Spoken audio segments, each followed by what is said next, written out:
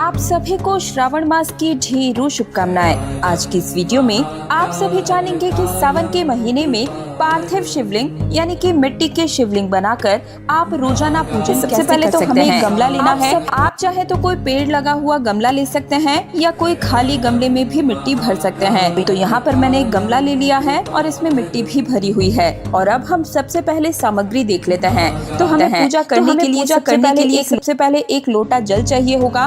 ध्यान रहे कि जो लोटा है वो तांबे का ही होना चाहिए। साथ ही में कच्चा दूध चाहिए। इसी के साथ में तिलक करने के लिए हमें चंदन लेना है। चावल हम ले लेंगे। साथ ही में देसी घी का एक दीपक हमें लेना है। आप चाहे तो तिल के तेल का दीपक भी ले सकते हैं। और धूप हम ले लेंगे। और इसी के साथ में वस्त्र के स्वरूप में समर्पित करने के लिए कलावा यानी कि मौली धागा हम ले लेंगे।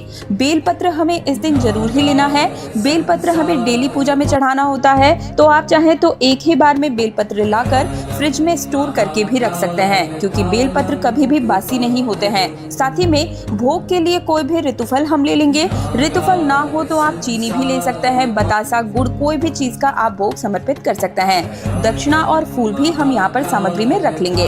साथ ही में मिट्टी चाहिए होगी, क्योंकि मिट्टी से ही हम शिवलिंग का निर्माण करते हैं। देखिए, घर में कोई भी पौधा है उसके गमले से आप शिवलिंग बनाकर उनका पूजन कर सकते हैं। केवल तुलसी जी के गमले में हमें शिवलिंग नहीं बनाने चाहिए, बाकी किसी भी गमले में आप शिवलिंग बना सकते हैं। या आप खाली गमले में मिट्टी से भरकर पूरे महीने में शिवलिंग बना के उनका पूजन कर सकते हैं। तो देखिए, सबसे पहले जिस भी गमले में आप पूजा कर रहे हैं ना, उसकी मिट्टी लेकर हम एक पिंडी बना लेंगे। पिंडी बनाकर हम गमले के बीच में स्थापित कर लेंगे। अब ये शिवलिंग बन गए हैं। अब हम इनका पूजन आरंभ कर सकते हैं। तो देखिए, सबसे पहले तो हम जल समर्पित करेंगे, जल से अभिषेक करेंगे।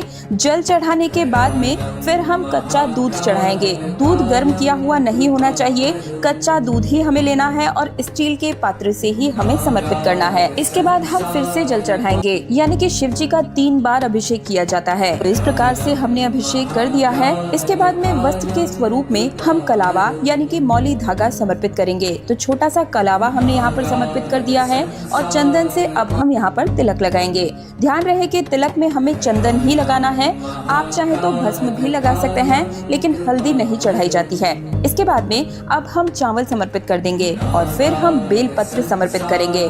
तो आप 1, 2, 3, 4, 5 जितना चाहें उतने बेलपत्र यहाँ पर समर्पित कर सकते हैं। डेली हमें बेलपत्र समर्पित करना है। और फिर हम देसी घी का यहाँ पर एक दीपक प्रज्वलित करेंगे। देखिए, पूजा में अगर फूल है तो बहुत अच्छी बात है, आप फूल समर्पित कर दीजिएगा। किसी दिन फूल नहीं है तो भी कोई बात नहीं, बिना फूल के भी आप इस पूजन को कर सकते हैं। तो जो भी फूल आपके पास में हो वो आप यहाँ पर समर्पित कर दीजिएगा। और इसके बाद में यथा सामर्थ्य दक्षिणा हम समर्पित करेंगे। ये दक्षिणा पूजा में रही कमियों को पूर्ण करने के लिए चढ़ाई जाती है। और फिर हम भोग समर्पित करेंगे। तो भोग में कोई भी ऋतुफल आप समर्पित कर सकते हैं। ऋतुफल ना हो तो आप चीनी, बतासे का भी भोग लगा सकते हैं। इसके बाद में धूप दीप हम दिखाएंगे और बड़े ही प्रेम और श्रद्धा पूर्वक भगवान भोलेनाथ की आरती करेंगे। तो यहाँ पर आरती हम कर लेंगे।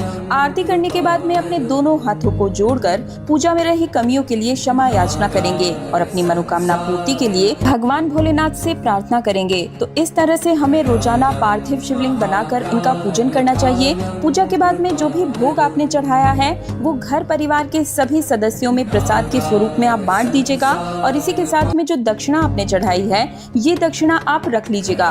पूरे 1 महीने तक रोजाना आप जो भी दक्षिणा चढ़ाएंगे ये सारी दक्षिणा इकट्ठी करके आप इन्हें दान कर दीजिएगा।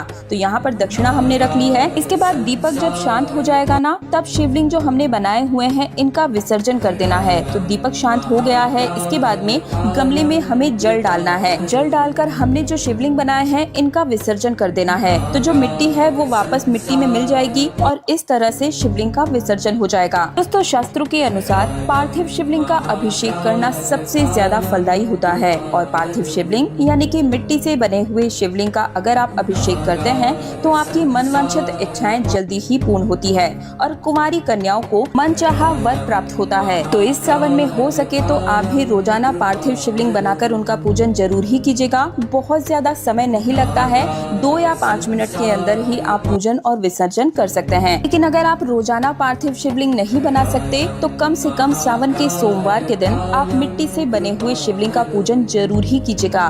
पार्थिव शिवलिंग की प्रतिदिन पूजा करने की ये सबसे सरल पूजा विधि आप सभी को कैसी लगी, वीडियो को लाइक करके कमेंट सेक्शन में मुझे जरूर ही बताइएगा, क्योंकि आपका एक छोटा सा कमेंट हमारी इस मेहनत को सफल बना सकता है। और साथ ही अगर आप